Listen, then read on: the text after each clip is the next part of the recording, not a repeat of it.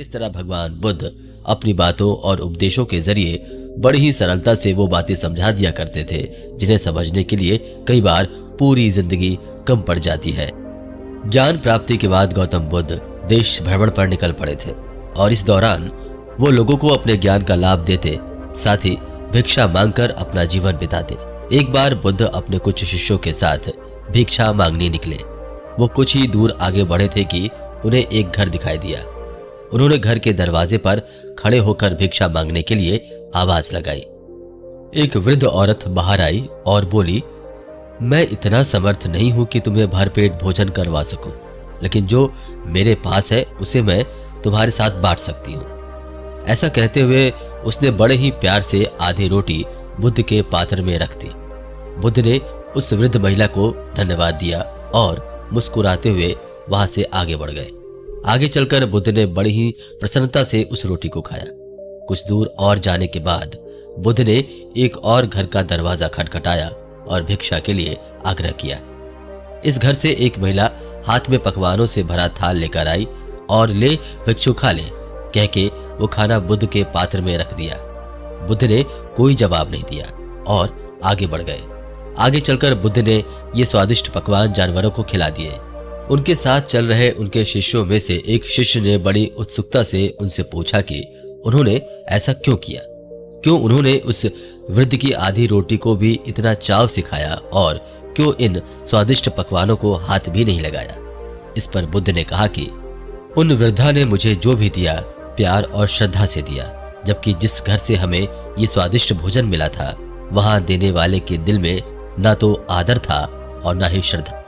ऐसे भोजन को ग्रहण करना बेकार है।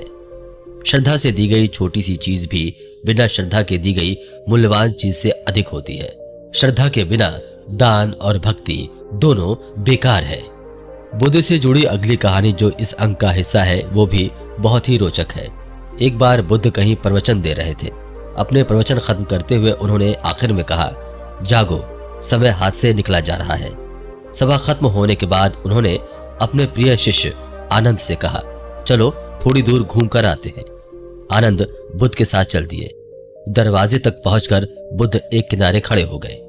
प्रवचन सुनने आए लोग एक एक करके बाहर निकल रहे थे, इसलिए भीड़ सी हो गई थी। अचानक उसमें से निकलकर एक स्त्री गौतम बुद्ध से मिलने आई। उसने कहा, मैं नर्तकी हूँ। आज नगर सेठ के घर मेरे नृत्य का कार्यक्रम पहले से ही तय था, लेकिन मैं उसके बारे में भूल चुकी थी।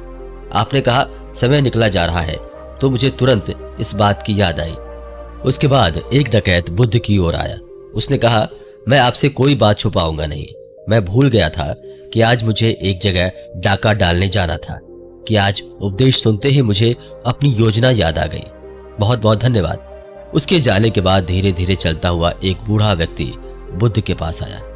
वृद्ध ने कहा, जिंदगी भर दुनियादारी की चीजों के पीछे भागता रहा, अब मौत का सामना करने का दिन नजदीक आता जा रहा है। तब मुझे लगता है कि सारी जिंदगी यूं ही बेकार हो गई। आपकी बातों से आज मेरी आंखें खुल गईं। आज से मैं अपने सारे दुनियारी मोह छोड़कर निर्वाण के लिए कोशिश करना चाहता हूं। जब सब लोग चले गए तो बुद्ध ने कहा, देखो आनंद, प्रवचन मैंने एक ही दिया था, लेकिन उसका हर किसी ने अलग अलग मतलब निकाला। जिसकी जितनी झोली होती है उतना ही दान वो समेट पाता है।